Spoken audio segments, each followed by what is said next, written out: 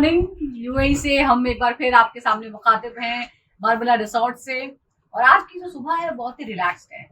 कल हम काफी थके, आप लोग भी थक गए होंगे क्योंकि जब इंडिया पाकिस्तान का मैच होता है तो सिर्फ फिजिकल नहीं बल्कि मेंटल एक्सरसाइज बहुत ज्यादा हो जाती है। हमारी भी बहुत हुई है और हमारे दोनों जो साथी हैं वो भी यहाँ पर मौजूद हैं। और आज हम ये समझने की कोशिश कर रहे हैं कि आखिर हुआ क्या कल के मुकाबले में, क्योंकि कुछ लोगों को ये लगता है कि इंडिया पाकिस्तान में जो होना चाहिए ना, एकदम क्लोज कॉन्टेस्ट हो, थोड़ी नील बाइटिंग मोमेंट्स हो, कुछ नर्वसनेस हो, ऐसा कुछ हुआ नहीं। शुरुआत में रोहित शर्मा अगर थोड़े से पहले आउट हो गए, लेकिन उसके बाद लगा कि बस अब तो मैच जो है वो एक तरफा हो चुका है। पाकिस्तान कहीं मुकाबले में नजर नहीं आया। इस वजह से बहुत सारे सवाल हैं पाकिस्तानी टीम के भविष्य को लेकर, फ्यूचर को लेकर। तो पहले हम ये समझने की कोशिश करेंगे कि भारत ने क्या क्या सही किया। सबसे जो शानदार बात निकली वो थी विराट कोहली की सेंचुरी। लास्ट बॉल तक वो वहां टिके रहे और उसके बाद चौके के साथ अपना शतक भी पूरा किया और टीम इंडिया को जीत भी दिलाई। चलिए हम बात करते हैं। सुनील कालरा हमारे साथ हैं और साथ ही ताउस रिजवी हैं। सुनील, कुछ एनालिसिस किए, कुछ स्टैट्स हमने पहले देखे थे।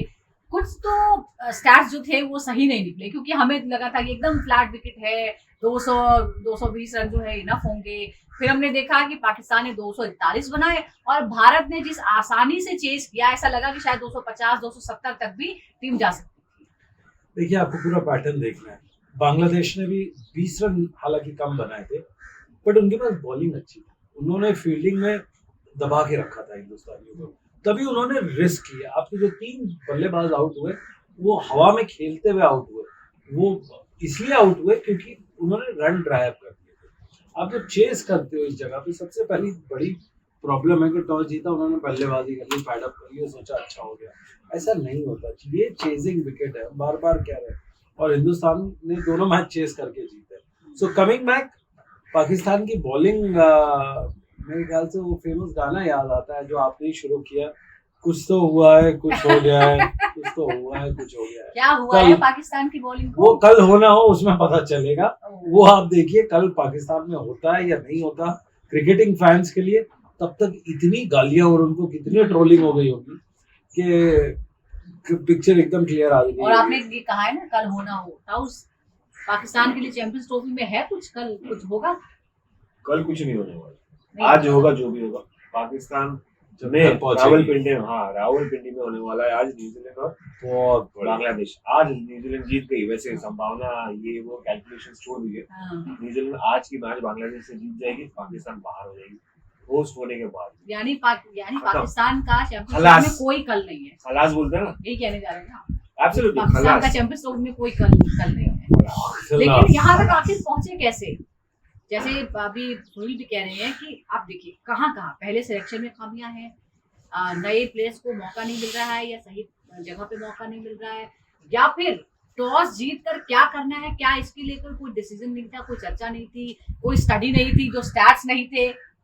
क्या नहीं स्टैट्स पे मत जाइए फिलहाल, क्योंकि ये पैटर्न सिर्फ पाकिस्तान का काफी सालों से चला रहे हैं। सुनील भाई, आपकी रिजीम बदलती रहती है, आपके प्रेसिडेंट बदलते रहते हैं, आपके सिलेक्टर्स बदलते रहते हैं, कोचेस बदलते रहते हैं, तो वो प्लेयर्स नहीं है, स्टेबिलिटी नहीं है, तो बहुत सारे फैक्टर है। ये एक फैक्टर कल की मैच से आप डिफाइन नहीं कर सकते। पाकिस्तान में क्या प्रॉब्लम है, कल वो टॉस जीते तो उनको फील्डिंग लेना था, कल वो रन नहीं कर पाए, मोहम्मद रिजवान नहीं कर पाए, ओपनर नहीं कर पाए, तो ये सब कल की मैच के रीजन नहीं है। ये नहीं है कि भाई निचोड़ कि यार पाकिस्तान, ये over the period of time 2017 से उसके बाद 2023 में क्या किया उन्होंने अहमदाबाद में, इतना बड़ा हाई प्रोफाइल वर्ल्ड कप, कितने बड़े मार्जिन से आए, तो मतलब तो वर्ल्ड रिकॉर्ड अब चांस ही नहीं है। मतलब यहाँ पर इनका बेस ही खत्म हो गया और इनका बेस आना जरूरी है, इनका कमबैक करना जरूरी है वर्ल्ड के हेल्थ ऑफ वर्ल्ड क्रिकेट। नहीं तो मैं आपसे ये समझ सिर्फ एशेज रह जाएगा और इंडिया पाकिस्तान खत्म हो जाएगा। जैसे बूंद से घड़ा भरता है, वैसे ही छोटी छोटी गलतियों से बड़ी गलतियां होती है। मेरा यही कहने का मतलब था कि क्या डिसीजन मेकिंग में हर लेवल पे गलती है, जिसकी वजह से लगातार कंसिस्टेंटली बुरा परफॉर्मेंस और बुरा फॉर्म जो है वो पाकिस्तान वो क्लास में ऐसा बच्चा है जिसको बड़ी महंगी ट्यूशन मिली है, बड़े अच्छे टीचर्स मिले, वो सब कुछ सही करता है रिवीजन में। बट जब एग्जाम में देने जाता है सब वो उल्टा 0/3 होता है। तो वो जब खेलने जाते हैं उनकी ना स्ट्रैटेजी होती है, ना उनकी जो पेपर पे बातें होती है वो होती है। आपको याद होगा तो अकीब जावेद कितना फिलोसॉफिकल और कितना कॉन्फिडेंट। मुझे तो लगता है कि प्रेस कॉन्फ्रेंस में अगर उसको उठा के बॉलिंग करवा देते वो अच्छी बॉलिंग कर लेता, एट द एज ऑफ 15 वो ठीक ठाक डाल लेता। बट ये प्लेयर्स काम ही नहीं कर रहे, बॉलिंग ही नहीं डाल रहे, शॉट डाल रहे, आउटसाइड बैटिंग उसमें रख रहे। अगर आप ऐसे ही करते रहेंगे बैटिंग में और एप्लीकेशन नहीं रखेंगे, बाबर आजम ने कितनी अच्छी स्टार्ट की, बहुत बढ़िया टाइम कर रहा था, वो कर रहा था, बट फाइनली आप देखो उनके टॉप बॉर्डर चले गए, 11 से 20 ओवर में उन्होंने 27 रन बनाए। वो रन नहीं होते बनाने के जब आपके पास पूरा बॉल नहीं हो, जूसी ट्रैक हो। अच्छा, मैंने ये भी देखा, मैंने जितने भी पाकिस्तानी फैन से बात की, they were very disappointed with Babar Azam. उनको ये लगता है कि बाबर आजम एक बहुत ही अच्छा टैलेंट था, लेकिन अब वो था हो गया है। कंसिस्टेंटली वो छोटी छोटी पारियां खेल रहे हैं, और लोग जो हैं, जो पहले कंपैरिजन करते थे कि विराट कोहली जैसा कोई पाकिस्तान के खिलाड़ी मिल गया जो अपने दम पर जिता सकता है, तो वो डिसअपॉइंटमेंट जो है वो देखने को मिली है। बाबर आजम को क्या करने की जरूरत है? सच बताऊं तो he is very talented, very very talented, very very class में, और बहुत दिन बाद मिला है। देखिए एक टाइम पे हुआ करते थे पाकिस्तान के पास बैटिंग लाइनअप सुपरस्टार्स की, सईद अनवर, इंजमाम, शाहिद अफरीदी, आप नाम ले लीजिए, एक ही टीम में इतने सारे होते हैं। एजाज अहमद, आप नाम लीजिए, यूसुफ योहाना, मोहम्मद यूसुफ जिनको कहा जाता है, फिर यूनुस खान, तो एक टीम में इतने सारे होते थे। आज सिर्फ आप बाबर को इसलिए काउंट करें क्योंकि he is the only batsman, he is the only king नहीं बन सकता जब तक कि वो प्रिंस में कन्वर्ट नहीं हो। पहले प्रिंस तो बने फिर किंग बने। See the reason here, Babar, इतना प्रेशर है ना उनके ऊपर, उनको परफॉर्मेंस डिलीवर करना ही है। बट चारों तरफ, कल सरफराज अहमद आए थे, कल बड़ी इंटरेस्टिंग बात की थी कि बाबर आपका मेन बैट्समैन है, वहां पर पाकिस्तान को ऐसा बनाना पड़ेगा, इर्द गिर्द बनानी पड़ेगी टीम, जैसे विराट कोहली की होती है। विराट कोहली के इर्द गिर्द खेलना पड़ता है, इर्द गिर्द विराट कोहली वो रोल ले लेते हैं, ठीक है, एंकरिंग रोल, वैसे बाबर को लेना पड़ेगा। आप बाबर को सोचिए कि स्टार्ट देंगे अच्छा, फिनिश करेंगे, चांस ही नहीं है। Is a touch player, beautiful. आप वो विराट के जैसी बैटिंग कर सकते हो, मगर अभी तक वो नहीं कर पाए हैं क्योंकि उनमें इतनी बड़ी रिस्पॉन्सिबिलिटी दे दी है, इतने पाकिस्तान कोई है ही नहीं ना, प्रेशर में वो इमेंस प्रेशर, रोलिंग हो जाती है। 30 साल पहले आ जाओ, ऐसे ही एक बैट्समैन आता वेस्ट इंडीज में, पूरी वेस्ट इंडीज एक तरफ होती थी और वो अकेला होता था, बट वो 375 भी मारे उसने, 501 रन भी मारे काउंटीज में, याद है आपको? वो भी मंजर याद है? 400 भी मारा, 400 भी मारा, 400 मारे, 375 मारा, उसने डबल सेंचुरीज मारी है, इतनी सारी एट विल। उसके उस नॉन स्ट्राइकिंग एंड पे सब लोग निकलते थे। तो अभी भी ऐसा क्या किया बाबर आजम ने कि वो ब्रायन लारा क्यों नहीं बना, ये क्वेश्चन है। नहीं, उतना, बड़ा तो है, वैसा टेम्परामेंट, वैसी फिटनेस की इतने घंटों तक आप रहें, उसके लिए मेंटल और फिजिकल दोनों ही फिटनेस लगती है जाहिर तौर पर, और वो फिलहाल नजर नहीं आ रही। तब मुझे लगता है सोशल मीडिया नहीं था, तब मुझे लगता है लोगों को ओपिनियन नहीं थे, तब मुझे लगता है कि आप डायरेक्टली बोल नहीं सकते थे। यहाँ पर आप कहते हैं क्रिकेटर सोशल मीडिया नहीं देखते, क्रिकेटर्स सोशल मीडिया देखते हैं या उनके आसपास वाले देखते हैं, उनको गाली पड़ती है, उनके फैमिली वालों को गाली पड़ती है। बट प्रेशर तो हमेशा ही था, चाहे वो भारतीय खिलाड़ी हो, वेस्ट इंडीज हो, सोशल मीडिया का प्रेशर अलग होता है। सोशल मीडिया का है, एटलीस्ट उसे आप स्विच ऑफ कर सकते हैं, लेकिन लोग आपके घरों के बाहर पत्थर मारते थे, गालियां देते थे, ये सब भी देखा है। और उस दौरान भी लोगों ने सर्वाइव किया, उस दौरान भी लोगों ने खेला। आप एक चीज देखें, कांस्टेंट ये प्रेशर रोज का है, वहां पर पत्थर एक दिन मार के घर वापस चले जाते हैं, यहाँ पर मतलब क्या करें, we have to face it, ये दुनिया ऐसी ही है, he has to face it। या I mean we all in some other sense, वो तो है जो है वो सच्चाई है। बड़ी बात आपने बोला कि पाकिस्तान की पेस बॉलिंग अटैक बहुत अच्छा था, शाहिद शाफी भी अच्छा था, माना कि उसने रोहित शर्मा को 4 मरतबा से 3 बार आउट किया, ठीक है, given him the ball, but at the same time आप ये भी तो देखो उनकी जो डेथ बॉलिंग एनालिसिस है वो ओवर 10 रन है। अगर आप 13 रन है डेथ में, तो लास्ट के 10 ओवर में वो 130 रन तो लाजमी देता है, और ये इनका पैटर्न है। तो आपके ऐसे बॉलर्स क्या फायदा जो पीछे आके एक अपना, मतलब मुझे तो ऐसा लगता है इस ओडीआई में 2 T20 चल रहे हैं। अच्छा। एक इनके बॉलर्स जो पिट रहे और एक इनके बैट्समैन जो बीट हो रहे और जो बॉले खा रहे हैं।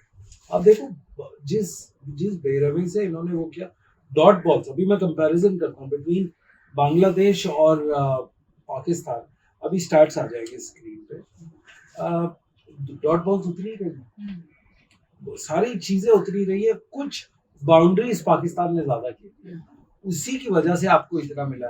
अदरवाइज ये 20-22 रन जो एक्स्ट्रा। बिल्कुल। और हिंदुस्तान ने कल 17 एक्स्ट्रा किए। आपको हाँ। मैंने टॉस से बोला था कि 17 एक्स्ट्रा बॉल करना, रन देना एक्स्ट्राज में एक बहुत बड़ी फैक्टर होता है। हाँ, वो भी जब स्कोर बहुत ज्यादा ना हो। करेक्ट, आपका 7-8% तो एक्स्ट्राज नहीं है Right. पूरे ओवरऑल।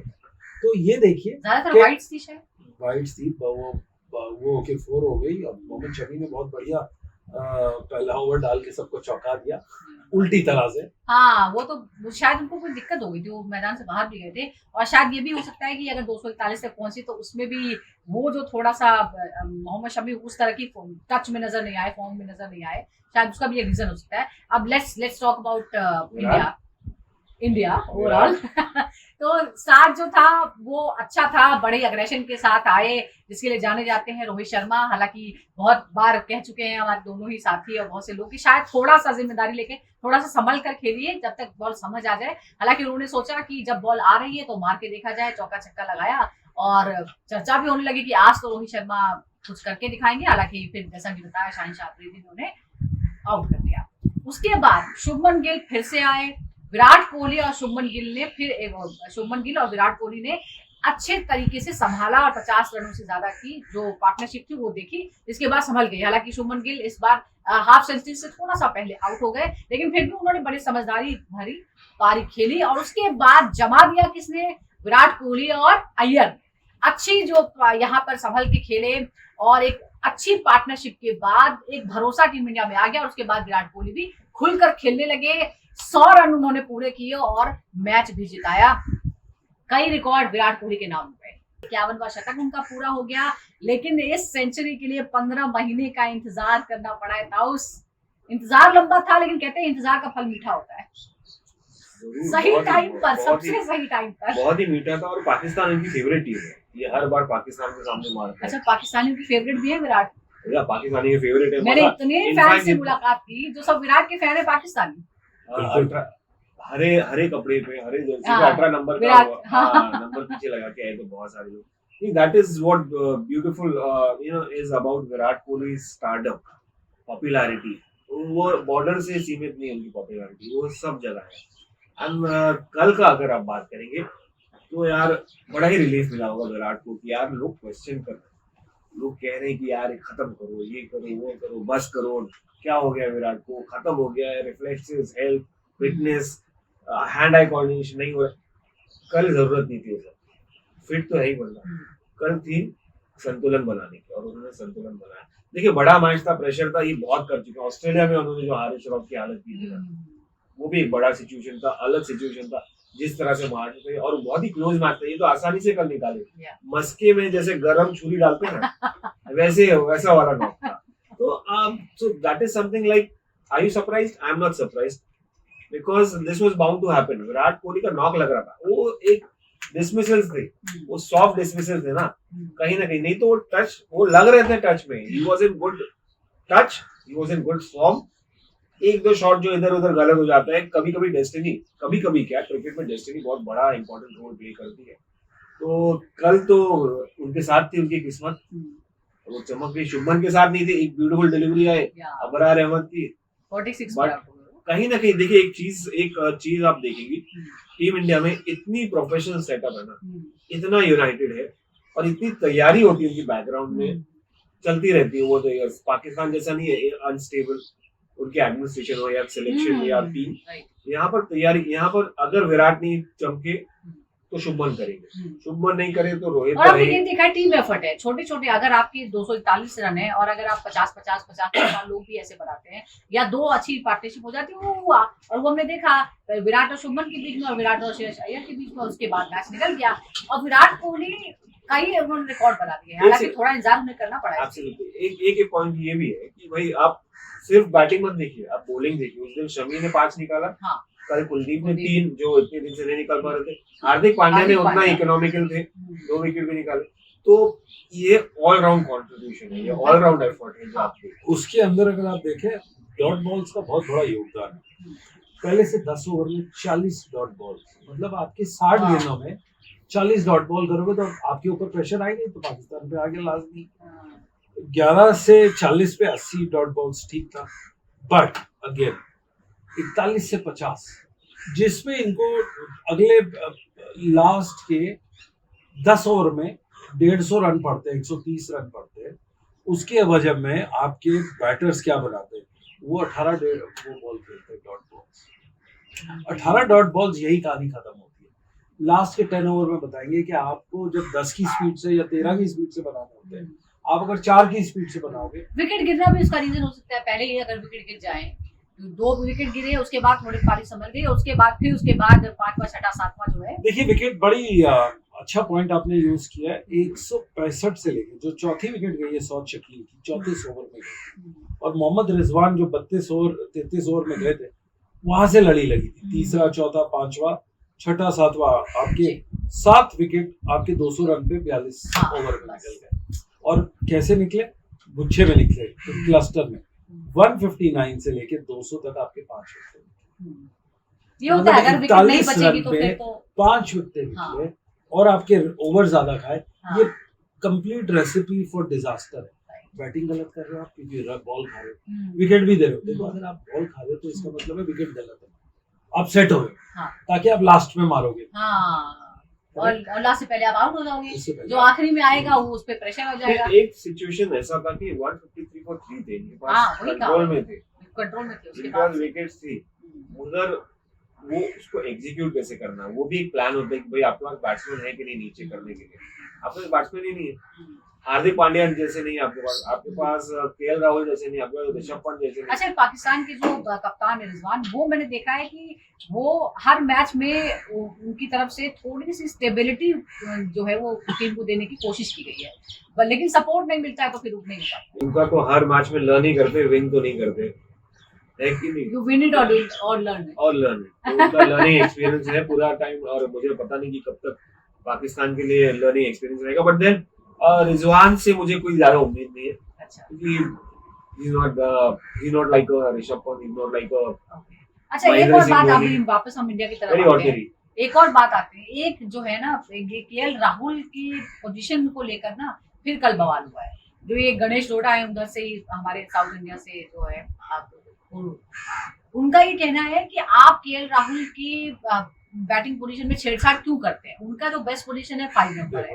आप अक्सर छेड़कर देखकर आपने फिर अक्षर पटेल को और हार्दिक पांड्या को ऊपर बुला लिया। मैं तो डोला गणेश को पिछले 5-6 साल से देख रहा हूँ। मैं तो कहता हूँ कि वो क्रिकेटिंग मैटर्स में छेड़छाड़ क्यों करते हैं अपना ऐसे सवाल देख के, क्योंकि उनको कर्नाटक दिखता है, वहां से आए हुए बैंगलोर से केएल राहुल दिखते हैं, क्योंकि वो खुद कर्नाटक से। तो उनका जो मुद्दा दायरा है वो कर्नाटका क्रिकेट टीम तक ही है। वो कहते हैं मेरा प्लेयर क्यों बाहर है। अरे भाई, उसको तो ये शुक्र मनाना चाहिए कि उसका प्लेयर 2 साल से खेल रहा है, उसको तो गनीमत है, क्योंकि उसको ऋषभ पंत को बांग्लादेश के खिलाफ अच्छा खेले थे केएल। आपको लगता है कि पोजीशन में छेड़छाड़ करने से केएल राहुल की परफॉर्मेंस पर फर्क पड़ता है? नहीं, मुझे नहीं लगता है कुछ फर्क पड़ने वाला है, क्योंकि कल आप देखें कितना 2 ही विकेट गई थी, कहाँ तक केएल राहुल की बात हुई थी। KL Rahul again I agree with कि यार सुनील भाई, KL Rahul is getting his chances because he is more of a batter and wicket keeper, और उनका रोल 5 नंबर है। देखिए, मैं मानता हूँ he is got the ability to open the inning, he got the ability to play at number 3, number 4 जो position में, but आपके पास जगह ही नहीं है ना वहां पर खेलने के लिए।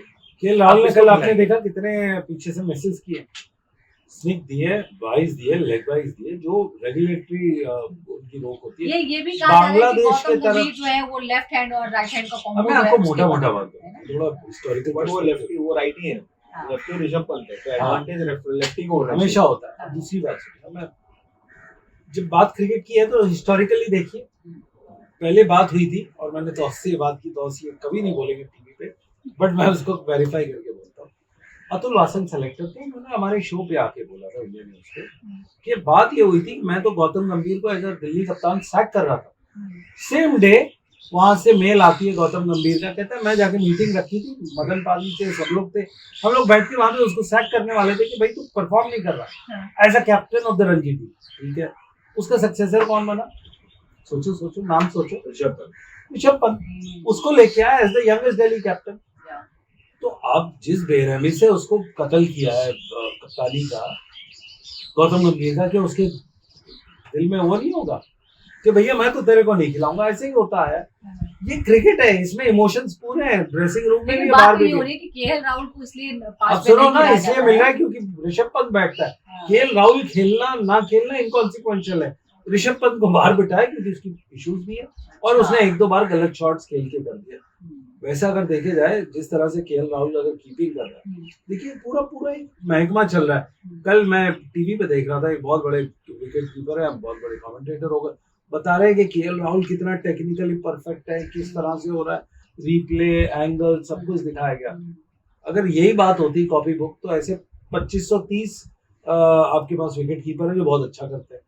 ऋषभ पंत को बाहर बैठना ये क्वेश्चन है। और वैसे भी शायद महेंद्र सिंह धोनी के बाद एक्सपेक्टेशन जो है विकेट कीपर के लिए वो कुछ ज्यादा ही बढ़ गई है ना। ये भी एक वो स्टैंडर्ड बहुत हाई हो गया है, इसलिए हम भारत को उस नजर से देखना चाहते तो हैं। कल आप 22 देख लो ना, जो स्टैंडर्ड धोनी ने किया था, क्या केएल राहुल ऐसा कर रहे हैं? विकेट कीपिंग उन्होंने कल, अच्छा बताओ, बांग्लादेश में उन्होंने विकेट कीपिंग करते करते एक स्टंपिंग छोड़ा था कि जब मैं गलत वही तो। अब जब आप इतने उसके कसीदे पढ़ते हो, जो एक्शन रिप्ले दिखाते हो कितना बढ़िया पोज है। अरे पोज तक तो बाबर आजम भी पोज पे बहुत अच्छा, अच्छा लगता है। अब मुझे आगे लगता बढ़ है जाते हैं, केएल राहुल से आगे बढ़ जाते हैं। इंडिया सेमीफाइनल खेल रहा है, उसके बाद न्यूजीलैंड खेल। पहले हम फाइनल की बात कर लेते हैं, अभी सेमीफाइनल बताइए। सेमीफाइनल की बात करते हैं। देखो आज का मैच बड़ा इंपॉर्टेंट है। पिछले 4 मैच न्यूजीलैंड जीती है, पिछले 4 मैच बांग्लादेश हारती है, बड़ा जरूरी। अगर आज का मैच, अगर क्या कोई मैच है आज, वैसे मैच मतलब पाकिस्तान मुकाबला नहीं, मैच है पर मुकाबला नहीं, मैच है पर मुकाबला। क्योंकि न्यूजीलैंड तो देखो आप, वो बिल्कुल कंसिस्टेंटली खेलती आई है, चाहे आप उनको इधर खिलाओ या उधर खिलाओ, उनको कोई फर्क नहीं पड़ता। क्यों? क्योंकि एक्सपेक्टेशन नहीं है, बड़े प्लेयर्स नहीं है उनके पास, ना बाबर आजम है ना केएल राहुल है जिनके ऊपर डिस्कशन होता है। ठीक है, दोनों बड़े अच्छे कॉपी बुक ये फ्लास्टिंग है, पर उनके लोग जब बैटिंग करने आते हैं, मैच खेलने आते हैं, रचिन रविंद्रन अगर बैठ जाता है तो दूसरा आगे 100 मार देता है। तो अब उनकी बैटिंग देखिए, उनकी स्कोरिंग पैटर्न देखिए। तीसरी बात, उनका एपेटाइट बहुत है।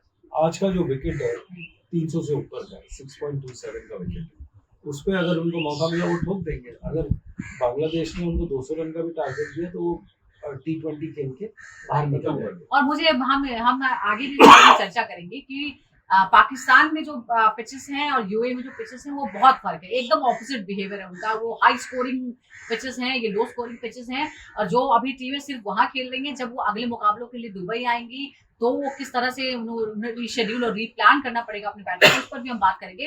लेकिन आज देखिए, पहले तो भारत ने दूसरा मुकाबला अपना जीत लिया है पाकिस्तान के खिलाफ चैंपियंस ट्रॉफी में। सबसे बड़ा दावेदार, प्रबल दावेदार है वो सेमीफाइनल में पहुंचने का, उधर न्यूजीलैंड है। न्यूजीलैंड का मुकाबला आज बांग्लादेश के हो रहा है, जिसमें फेवरेट जाहिर तौर पर न्यूजीलैंड है, पेपर पर भी और पिछले कुछ समय से जो रिकॉर्ड आ रहा है उसके मुताबिक भी। लेकिन इन सब के बीच पाकिस्तान की नजर है कि उसके लिए कोई चमत्कार हो जाए और अभी भी वो टिका रहे, लेकिन गुंजाइश बहुत कम नजर आ रही है।